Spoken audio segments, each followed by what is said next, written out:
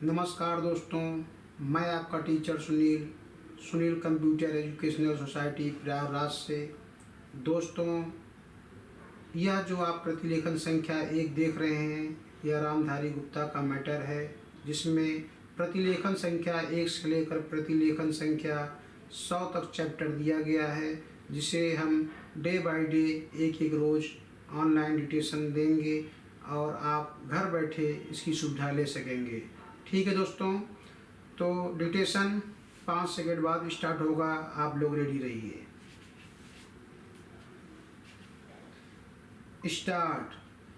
सभापति महोदय, मैं रक्षा मंत्रालय की मांगों का समर्थन करने के लिए खड़ा हुआ हूँ।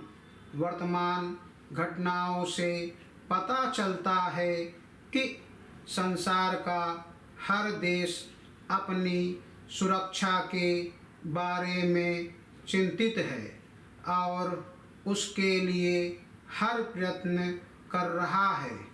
इस दृष्टि से अन्य देशों की तरह हमारे देश में भी रक्षा मंत्रालय का महत्व है।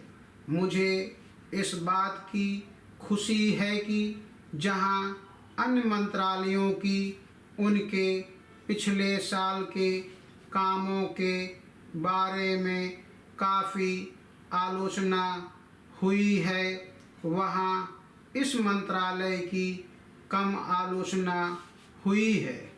इससे पता चलता है कि इस मंत्रालय ने पिछले साल अच्छा काम किया है। मोटे तौर पर किसी भी देश की सुरक्षा नीति का लक्ष्य यह होता है कि दूसरे देशों, खास तौर से पड़ोसी देशों के साथ मित्रता के संबंध स्थापित हों और हम एक दूसरे के मामलों में हस्तक्षेप ना करें। लेकिन उसके साथ यह भी जरूरी होता है कि हम अपने देश की सीमाओं और अखंडता की रक्षा करें। इसलिए हमारे देश का यह कर्तव्य हो जाता है कि हम अपने पड़ोसियों के कार्यों पर पूरी नज़र रखें, क्योंकि आज तक हमारे देश पर जो संकट आए वे हमारे पड़ोसियों से आए हैं।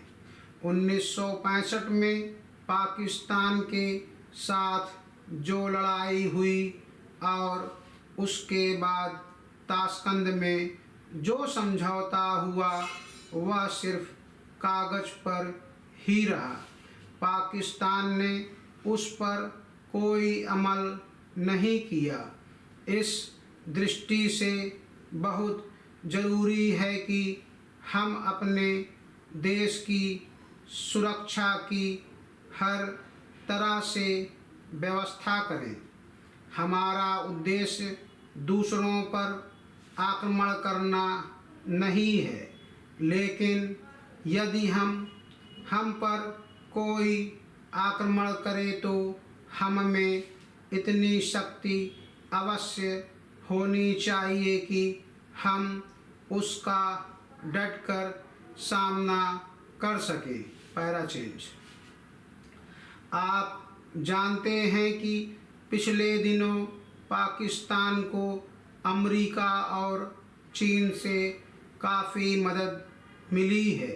रक्षा मंत्रालय की रिपोर्ट में भी कहा गया है कि पिछले साल अमेरिका ने पाकिस्तान को 1500 करोड़ रुपए की फौजी सहायता दी है।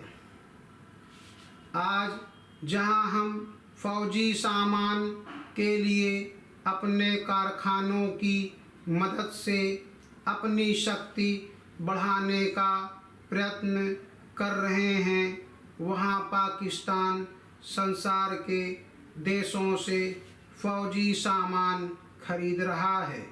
अपनी नीति के कारण वह सब देशों से लाभ उठा रहा है। मेरा सुझाव है कि हमको भी अपनी शक्ति बढ़ाने के लिए संसार के अन्य देशों से अधिक फौजी सामान खरीदना चाहिए। आज तिब्बत की सीमा पर चीन की 1.5 लाख फौज खड़ी है। स्टॉप।